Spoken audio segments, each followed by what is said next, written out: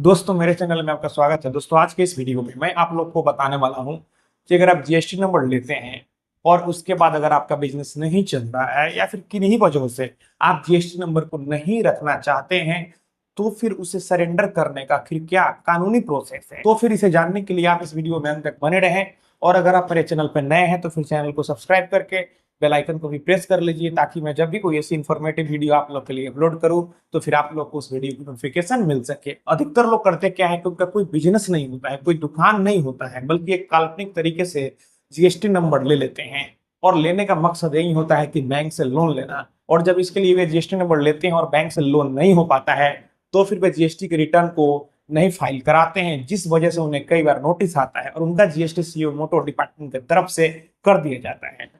और जो लोग भी ऐसा कर रहे हैं, जो लोग क्या यहाँ पर अधिकतर लोग ऐसा कर रहे हैं, तो फिर मैं आप लोग को बता दूं कि आने वाले समय में आपके ऊपर जरूर विभागीय कार्रवाई होगी और आपको कोर्ट का डिपार्टमेंट का चक्कर निश्चित ही लगाना पड़ेगा।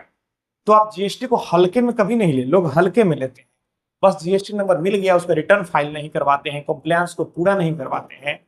तो ऐसा नहीं हो कि आपका जो जीवन का जो बचत किया हुआ पैसा है वह सारा यहाँ पर लिटिगेशन में खर्चा हो जाए। तो आप किसी प्रोफेशनल की जरूर सलाह लें। मैं ही आपको बताता हूं कि अगर आप जीएसटी नंबर लेते हैं तो फिर आपको रिटर्न, जो भी रिटर्न का ड्यू डेट है, आप जिस भी स्कीम में फॉल करते हैं उसे जरूर फाइल करवाएं। और फिर अगर जीएसटी का जरूरत नहीं है तो आप प्रॉपर तरीके से उसे सरेंडर करें।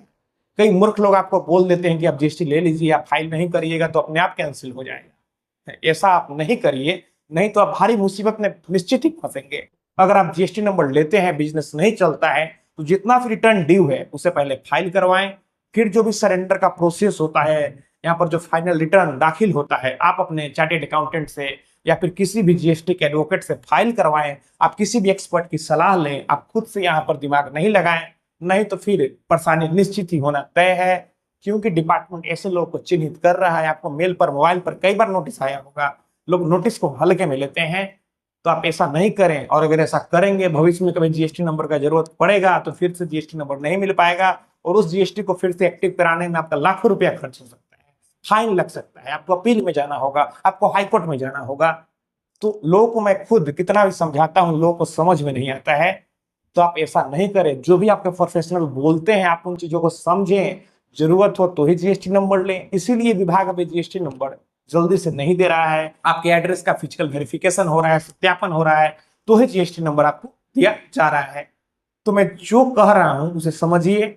और मैं समरी में बता दूं कि जीएसटी सरेंडर करने का यही प्रोसेस है कि पूरा रिटर्न को अपडेट रखें और फाइनल रिटर्न दाखिल करें। कोई भी इनपुट आपके लेजर में नहीं होना चाहिए, कोई भी लायबिलिटी आपके ऊपर डिपार्टमेंट के पास नहीं होना चाहिए। तो दोस्तों मैं आशा करता हूं आपको वीडियो पसंद आई होगी। अगर मन में कोई भी सवाल है तो आप नीचे कमेंट बॉक्स में कमेंट करें। और अगर आप हमसे सीधे जुड़ना चाहते हैं, हमसे बात करना चाहते हैं, मन में कोई भी सवाल है तो फिर आप हमें इंस्टाग्राम पर फॉलो करें। मेरा इंस्टाग्राम पर यूजर नेम है Pritesh1584। आप हमें फॉलो करें, मैसेज करें। और अगर फोन से बात करना है तो फिर इंस्टाग्राम पर ही मैसेज करके अपॉइंटमेंट बुक कर लें। तो दोस्तों हम लोग मिलते हैं अगले वीडियो में एक नए टॉपिक के साथ। तब तक आप अपना और अपने परिवार का ख्याल रखें।